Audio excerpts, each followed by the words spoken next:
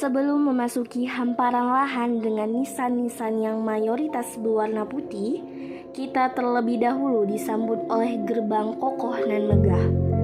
Dengan dinding yang banyak ukiran nama-nama jenazah lengkap dengan lokasi dan tahun mereka tewas. Nama-nama tersebut sangat asing kita dengar dan tak mudah untuk dilafalkan oleh lisan.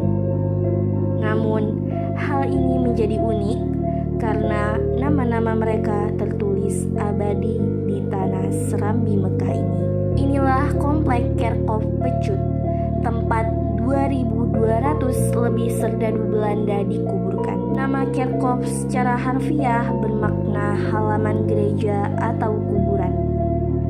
Komplek kuburan Kerkhof ini bukan hanya serdadu dari Belanda saja yang dikuburkan di sana, tetapi juga terdapat sejumlah penduduk pribumi yang diyakini direkrut sebagai tentara Marsos dan pasukan KNIL untuk dikirim melawan Aceh. Mereka diantaranya berasal dari Ambon, Manado, dan Pulau Jawa. Hal itu terlihat jelas dari sejumlah nama yang tertera di dinding Komplek Kerkhof yang berada di gerbang depan. Komplek kuburan Kerkhof ini terletak dekat di belakang Museum Tsunami Aceh.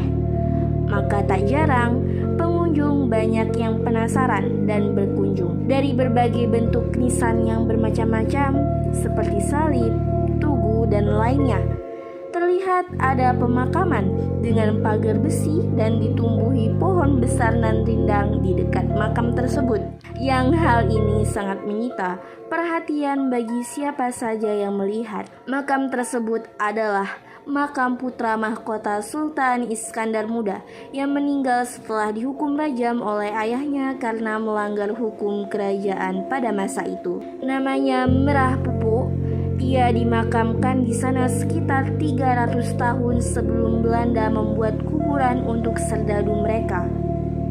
Kematian Merah Pupuk merupakan salah satu tragedi terbesar dalam kerajaan Aceh Darussalam. Sudah saatnya kita sebagai anak muda tidak melupakan sejarah penting yang ada di sekitar kita. Karena sejarah adalah guru kehidupan setiap insan.